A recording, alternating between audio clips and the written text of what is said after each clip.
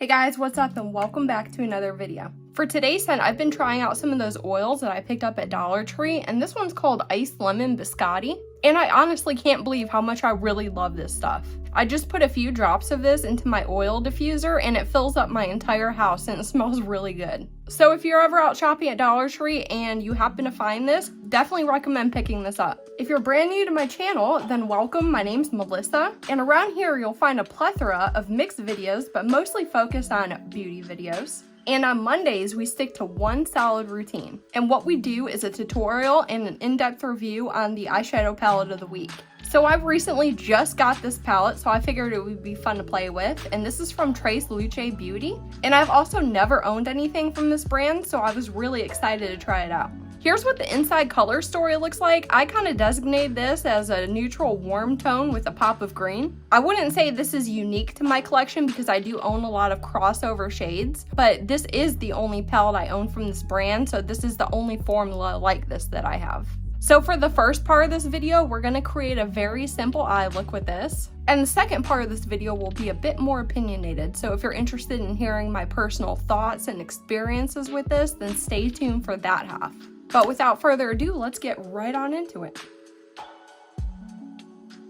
Alright, so I pulled you guys a bit closer and now we're ready to get started on the eyeshadow look. And for prep today, I'm going to start with eye primer. And I'm really going to focus it up here because I do experience some weird dryness, which really affects the eyeshadow's ability to blend. And for this look specifically, I'm going to go ahead and tight line between my upper lashes with a black pencil. Now for your first brush, just take any old angle brush and go into the shade Yucca Flor, and we're going to highlight under the entire length of the eyebrow, but you want to bring it down just a little bit more than you usually would.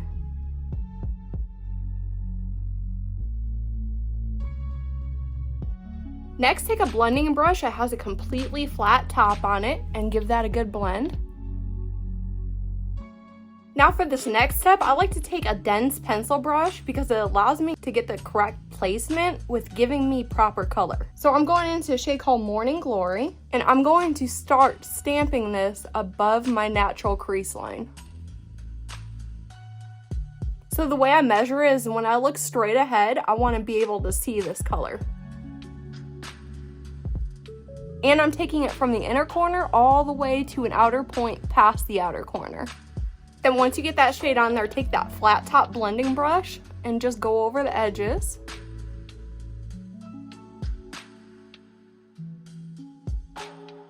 Now we're taking that pencil brush again and going into the green shade called Hardin, and we're putting this lower directly into the crease and following the same shape. So take it all the way out and all the way in.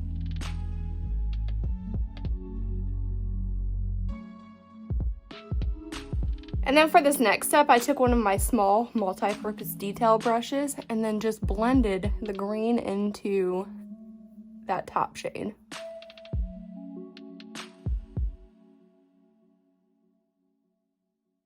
Now with that same detail brush, I'm going into the deepest shade in the palette called Chocolate Cosmos. And we're going to go ahead and start deepening up the outer corner with the shade. So what I do is I completely fill in the entire mobile lid first. Then I clean off my brush on my little microfiber towel. And then I take that same brush and I start sweeping that color up into the colors we already placed down earlier.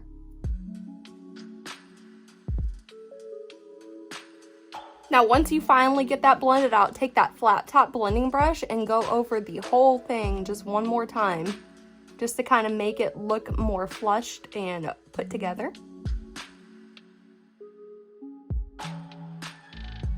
Okay, so now we get to put on the shiniest part of this look, which is the metallics and the shimmers. Now, something about this palette that we'll dig into a little bit deeper during the review is that brushes don't work on these shades, so you really have to go in with your finger. So I'm going to take my finger and go into the shade called Marigold first, and I'm going to place this into the center of my lid.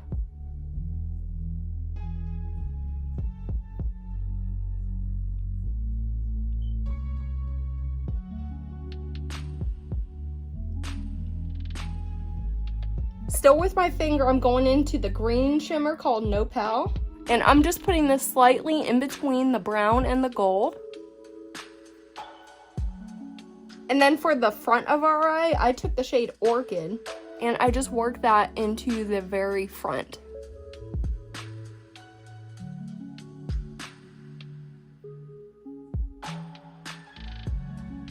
Now you can use a brush to kind of mix them and get them where you need them to go, but they do not apply well with a brush. So next I'm taking a Real Techniques very fluffy short brush and I'm mixing the darkest shade with that green together. And I'm putting this on the very outer corner of my look and slightly dragging it into the metallics.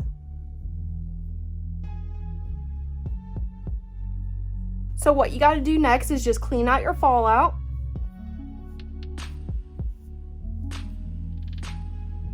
And since this is a top heavy look, we're not going to put anything on the lower lash line. We're just going to leave it completely blank and let whatever mascara or false lashes you're wearing speak volumes. So I'm just going to go ahead and apply my Item Beauty mascara and I will be right back. Alright guys, so I am finally back. I finished putting on mascara, put a little bit of shadow on this eye so I didn't look so unbalanced. And when I looked in the mirror, I realized I totally forgot to put on lipstick today. And I did go in with that Item Beauty mascara that I've really been loving. So if you were on the hunt for an everyday appropriate wearable eye look, here you go. This is it. This is something I would totally wear every single day. I love these colors together, and I think they bring out any color eye. And you can knock out this look in about 6 to 7 minutes. I think it's very clean and fresh looking as well. So please let me know in the comments below if you have this palette and if this is a look that you would try to create with it. So let's hop right on into the review. Hey guys, welcome to part 2 of this video, which is the in-depth review. And again, here's a look at the palette that we're going to be talking about today, which we just finished using. And again, this is by Treslúce Beauty, and the palette's called La Flor de Mexico. So as you know, I always like to talk about the packaging first. And this is a very intricately decorated packaging. It is made of cardboard, but it feels quite substantial. A little blurb and all your information is written on the back of the palette. And inside, when you open it up, there is a mirror inside, but the mirror is completely removable and features the same palette design on the back of it. And then when you open it up like this, there's a secret hidden message from the palette's creator inside. I really do enjoy unique properties about palettes because you don't find many that are like that. So that's pretty cool to me. And in here you do have 18 shades and you will find a mixture of pressed pigments and eyeshadows in here. And each one of these shades weighs 0.86 grams. So that's significantly below the average amount per pan. And within this color story, there are 3 different formulas. You get 10 mattes, 4 shimmers, and 4 metallics. So you know I always like to talk about the formulas, so let's go on and start with the mattes. The mattes are very soft, but you can feel the thickness between your fingers. They are incredibly easy to blend out, and due to the shade selection of mattes you have in here, it's really easy to fix them into a gradient. During my time using this, I found out that they don't really like to layer very well, but I did appreciate that each shade applied on my eye the same color that it looks in the pan. And if you were wondering, this is a more buildable formula, so it's very easy to manage and control on your eye. So now let's move in to the shimmer formula. The shimmers are very soft, yet they have a thickness to them. The 4 shimmers included are the mushy and putty-like type. Each shimmer does not have any base pigment, so they're all very sheer shades. So I attempted all application methods with the shimmers. I tried my finger, a dry brush, and a dampen brush, and the results were quite crazy. I found it only works with your finger. If you tried a dry brush in it, it didn't work at all. And if you tried a dampen brush in it, it made the formula crack and crumble, and then when you tried to apply it, it applied very piecey and chunky. So if you ever want the shimmers to work, you have to use your finger. Okay, let's get into the last formula, which is the metallics. The metallics feel a bit different than the shimmers, as in they're quite stiff, yet they're still thick. And I forgot to mention this during the shimmers, but any shade that's not a matte in here, so that's the metallics and the shimmers, have very little glitters in them. Each one of the metallics does have a base pigment, so they are not sheer. The metallics will give you a very high shine. And again, I attempted all application methods with the metallics as well, and I found that the metallics only work with your finger. They don't work really at all with a dry brush, and then if you attempted a dampened brush with them, they applied very, very patchy. So if you want the metallics to work in your favor, only use your finger. So real quick, what I'm going to do is I'm going to throw up some swatches that I took from this palette so you can see how every shade looks swatched out.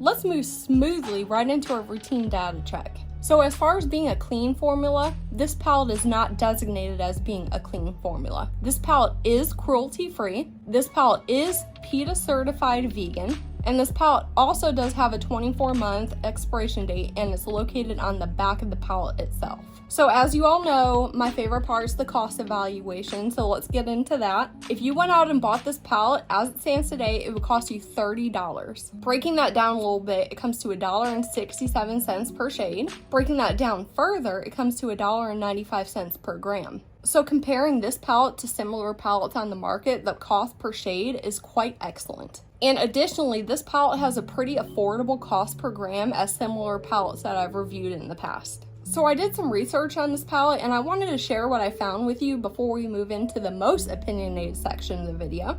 This palette was created by a Latinx singer and actress, Becky G. I thought it was really neat to find out that this eyeshadow formula is infused with Mexican blue agave.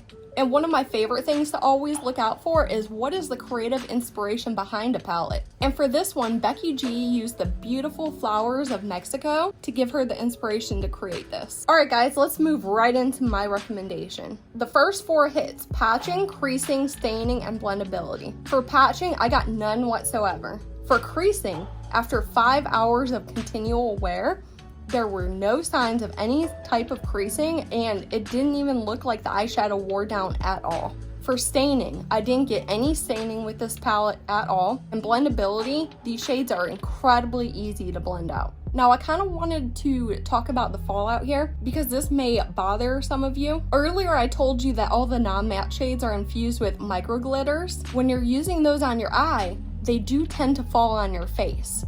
So at the very least, this is an eyes before base type of palette, but I highly recommend putting some extra powder on your under eye or using some type of shadow shields because micro glitters are very, very difficult to remove. They do not like to sweep away, and makeup wipes or cotton rounds, whatever you use to get your makeup off, barely takes them away. I personally don't mind being covered in micro glitters, but I know some people hate it. So I just wanted to forewarn you that this palette really does give you a lot of micro glitter fallout. Now, as far as my recommendation, this is one of those weird palettes that I'm in between. I can neither recommend it nor discommend it. This is one of those palettes that I'm going to give you the reasonings for, and you're going to have to make the educated decision if it's going to be beneficial or of value to you.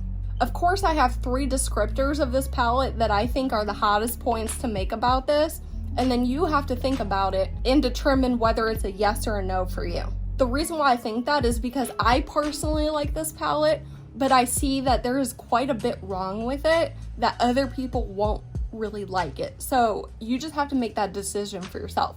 So let's get into my reason number 1. My first reason is that this is extremely easy to blend out and create gradients. I love palettes that have very similar tone shades in here because you can create some beautiful gradients. And nothing is better than a shadow formula that easily blends out. Like I always mention, I love when the palettes do the work for you and you're not forcing them into your favor. And this palette definitely does the work for you. And for reason number 2, I want to remind you of the severe level of micro glitter fallout.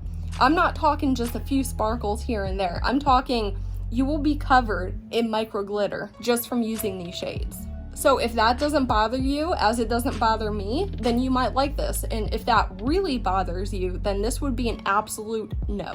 And reason number 3 that I think is imperative about this palette is you cannot use any brushes with the non-mattes. I'm personally an individual that does not like sticking my fingers in my makeup.